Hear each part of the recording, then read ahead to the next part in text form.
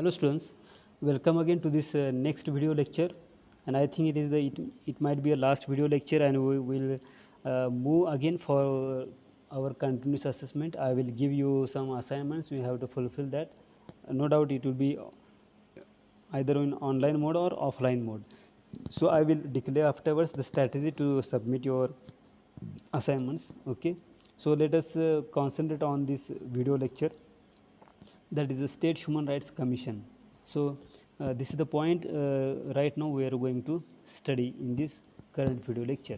So likewise, National Human Rights Commission, there is this NHRC functions on central level, and it is run by central government, and likewise on state level there are state human rights commissions. So let us see the functions of State Human Rights Commission. So the Protection of Human Rights Act of 1993 provides for the creation of State Human Rights Commission at the state level. Okay, as I said before, it is provided at the state level. A state human rights commission can inquire into violation of human rights related to subjects covered under state list and concurrent list in the 7th schedule of the Indian Constitution. It might be asked for the objective type exam. 7th schedule of the Indian Constitution, this human rights commission works, okay, which is related to violation of human rights. Then composition, likewise NHRC, it has particular composition. SHRC also has its particular composition. So Human Rights Amendment Act 2006 consists of 3 members including a chairperson. Means there was an amendment act was happened in 2006, and according to this act, this SHRC consists of 3 members including a chairperson. So let us see who are those persons. The chairperson should be a retired Chief Justice of a High Court. This is the one person. Then other members should be a serving or retired judge of a High Court or a district judge in the state with a minimum of 7 years experience as a district judge. Then a person having practical experience or knowledge related to human rights on state level. Those persons are appointed as members for SHRC. Then the governor of the state appoints the chairperson. On central level, means on NHRC, president appoints the member, and on state level, governor appoints the members. So other members of the on the recommendations of a committee consisting of the chief minister as its head, the speaker of the legislative assembly, the state home minister, and the leader of the opposition in the legislative assembly. Then the chairman and the leader of the opposition of a legislative council would also be the members of the committee in case the state has legislative council. Then the tenure of the chairperson, the tenure of the period of the chairperson and members is 5 years, or until they attain the age of 70 years, whichever is earlier, and same provision is done in NHRC also. So after the completion of their tenure, they are not eligible for any further employment under the state government and or the central government. Okay, means if they function as a SHRC members until the age of 70 years, they are not eligible for state government or central government services. Then however, chairman or a member is eligible for another term in the commission subject to the age limit. Okay. Then what are the functions of commission? See here, according to the Protection of Human Rights Act 1993, below are the functions of below are mentioned the functions of State Human Rights Commission. So first function is that inquire suo motu or a petition presented to it by a victim or any person on his behalf into complaint of violation of human rights or negligence in the prevention of such violations by a public servant.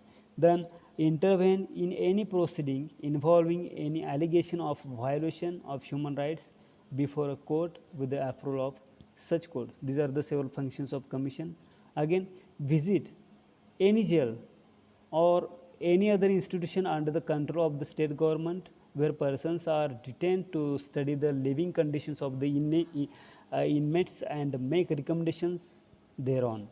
Then review the safeguards provided by or under the constitution of any law for the time being in force for the protection of human rights and recommend measures for their effective implementation. Another example I would like to give here, Kasab. Kasab was a criminal. He was a national criminal. Okay, uh, and while punishing him, all precautions were being taken by the government. Means they were observing whether his basic human rights are violated or not. Means this is the functions of the commission, and it should look after the every person, whether he is a criminal or whether he is a social worker. As the definition says that every human being on this earth has his basic human rights. So it is the example I give here. But at the end, he was punished because he committed the crime. So review the factors including acts of terrorism that inhibit the enjoyment of human rights, and recommend appropriate remedial measures. Then undertake and promote research in the field of human rights. Then spread human rights literacy among various sections of society and promote awareness of the safeguard available for the protection of these rights. Means same functions are available for the NHRC also. Then SHRC encourage the efforts of non-government organizations and institutions, means NGOs, working in the field of human rights, and SHRC undertakes such other functions as it may consider necessary for the promotion of human rights.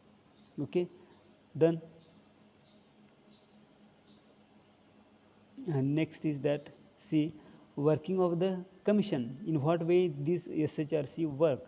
So the commission is vested with the power to regulate own uh, its own procedures. Okay, it has all the powers of a civil court, and its proceedings have a judicial character.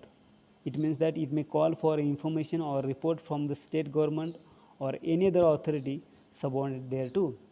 It has the power to require any person subject to any privilege which may be claimed under any law for the time being in force to furnish information on points or matters useful for or relevant to the subject matter of inquiry. So the commission can look into a matter within 1 year of its occurrence. Okay. So on what ground this SHRC are criticized here? The State Human Rights Commission has limited powers, and its functions are just advisory in nature. It can't take the action, but it gives only suggestions, advices, which is not sufficient for punishing the criminals. The Commission doesn't have power to punish the violators of human rights. It cannot even award any relief, including monetary relief, to the victims. Again, the recommendations of State Human Rights Commission are not binding on the state government or authority. Means if although SHRC gives some recommendations, then it is not mandatory or binding on the state government or authority. So it is the loopholes here in the functions of NHRC or SHRC. But it should be informed about the action taken on its recommendation within 1 month. If SHRC recommend anything, it is the duty of the state government or particular authority to take actions on its recommendations within 1 month. Okay, so see here conclusion. So there is a requirement to increase the powers of the State Human Rights Commission. This could be increased in various ways in delivering justice to the victims. Again, the commission should be empowered to provide interim and immediate relief, including monetary relief to the victim.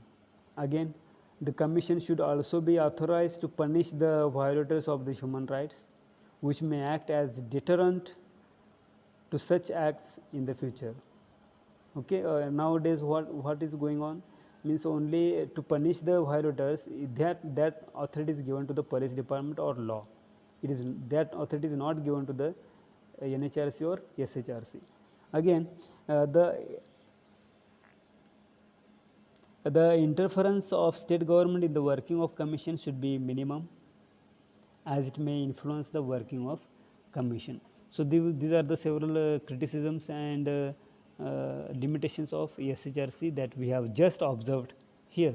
So we may stop here, and I hope that you might have observed, you might have know, we might have got some information, basic knowledge about this human rights concept, and I hope it is useful for your career as a good human being, to make your good personality, to make you a good person, to aware with the society, to aware with the concepts of human rights, to aware with the violations of human rights, and to take measures against such violations if it is happening in the society as a good human being. That's all. So let us stop here, and have a nice day. Thank you.